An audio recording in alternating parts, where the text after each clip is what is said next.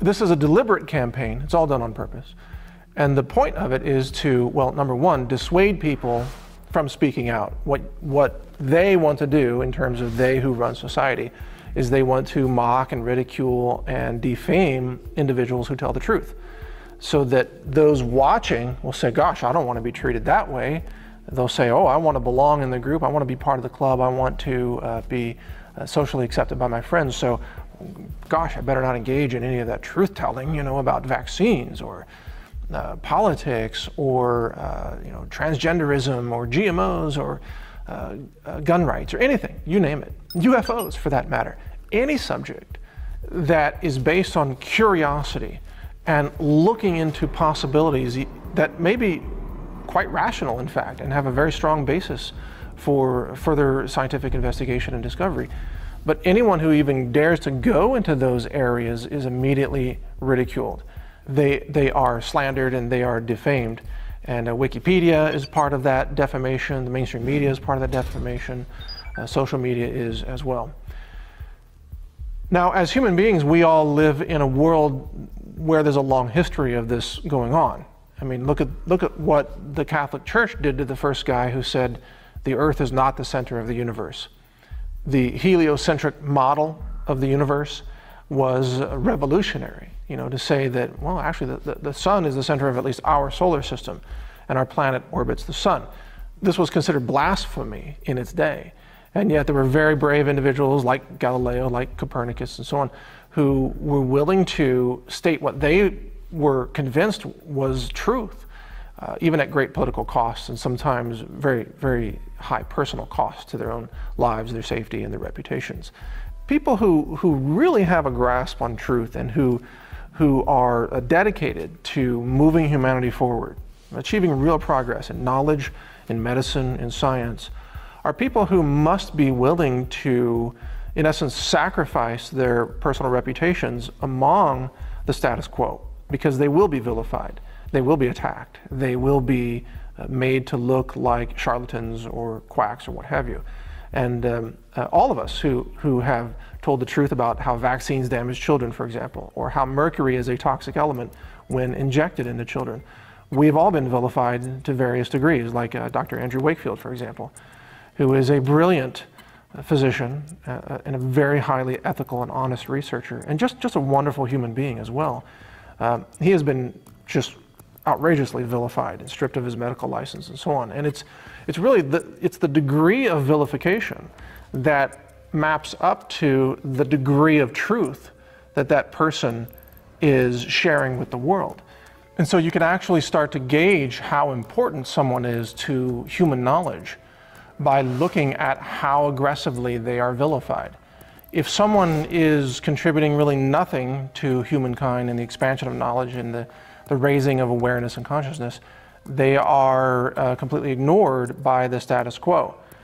If they are destroying human knowledge and destroying the culture and destroying ethics and morality, then they will be celebrated by the status quo. You know, look at Lady Gaga, look at Beyonce, look at all these various artists and actors who are extremely destructive and really they contribute nothing to humankind, you know, the Kardashians, but they are celebrated because they contribute nothing, or they perhaps contribute to the downfall of human culture and human knowledge. But if you are someone who deliberately wants to help awaken humanity or move human progress forward, or expand knowledge, awareness, even if it's rooted in good science, if you want to expand the scientific understanding or ask new questions of science to help move science forward, you will be vilified, you will be attacked, you will be defamed, you will be destroyed, you will be defunded. And these are the tactics. You'll be censored, you'll be destroyed, and you'll never be invited onto television, you know, on a news program or a documentary or what have you, because the system cannot allow you and your voice to succeed in reaching others. You see, if you really get down to it, the status quo, the globalists that run our planet today are enemies of knowledge, and they want to destroy human knowledge, and they want to prevent human knowledge from expanding.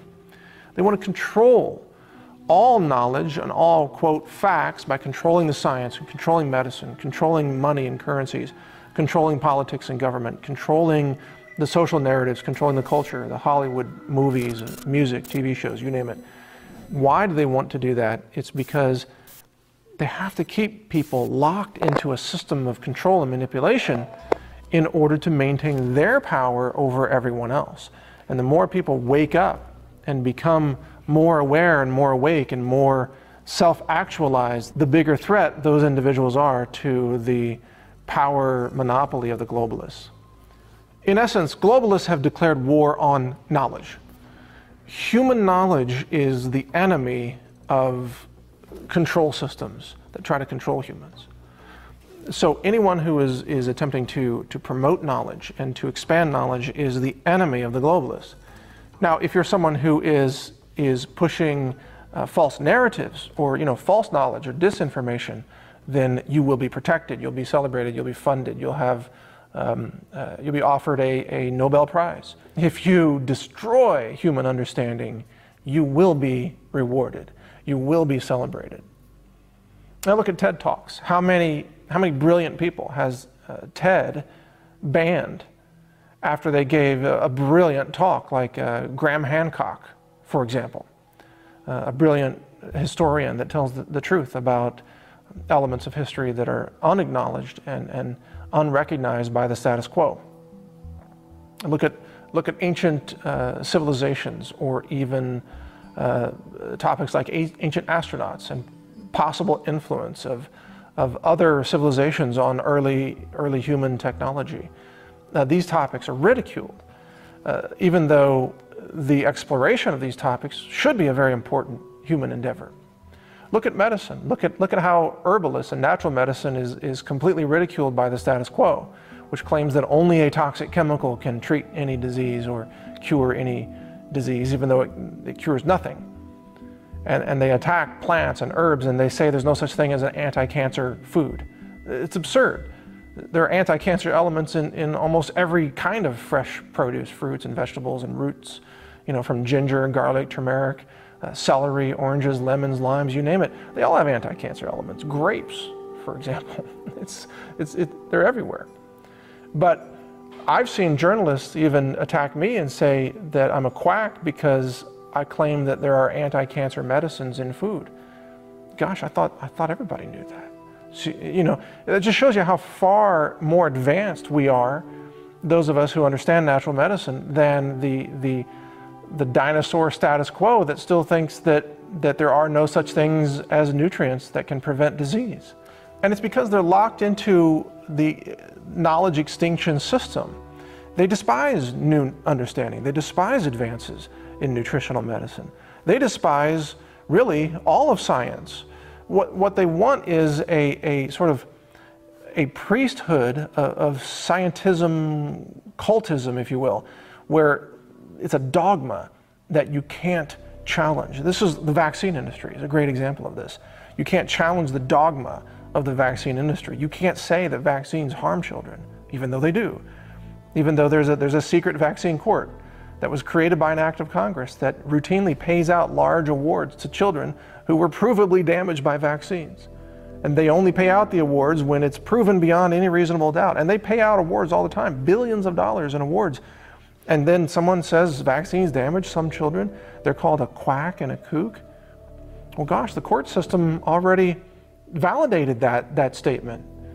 It's obvious. Actually, any medical intervention has some level of risk associated with it, and yet we're told absurdly, unscientifically, that vaccines have no risk. My point in all of this is that you should very carefully observe the people in society. You should observe who's being made famous by the media. Those are evil, destructive people. Who is being attacked by the mainstream media? Those are good people, usually, who are trying to help humanity and move humanity forward and contribute to human knowledge. Who's being given awards by the Nobel Prize Committee? Usually, people who follow a political agenda, not the people who have the best ideas or who could contribute the most to human understanding. What about all these awards given out by the White House during the Obama administration? The Medal of Freedom and so on. Who were they given out to? Campaign donors, people who helped raise money and push, famous, I think, Martin Sheen, I think, was given one of those awards, if I recall correctly. Why? Because he campaigned for Obama. Is that human freedom? No, I don't think so. That's political propaganda. It should be called the Political Propaganda Award, Presidential Award.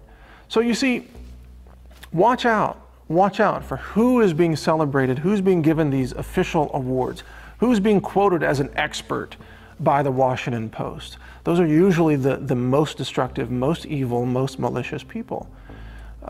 Who is being attacked by the mainstream media are typically the people that you want to listen to. Everybody from Ron Paul, for example, to Paul Craig Roberts, another great example. Someone vilified by the media, but has something actually important to say. I mean, even Alex Jones, for that matter. I don't agree with him on everything, but my God, he's got some very important things to contribute to our dialogue and discussion. But he's vilified, even when he's right. He's usually right.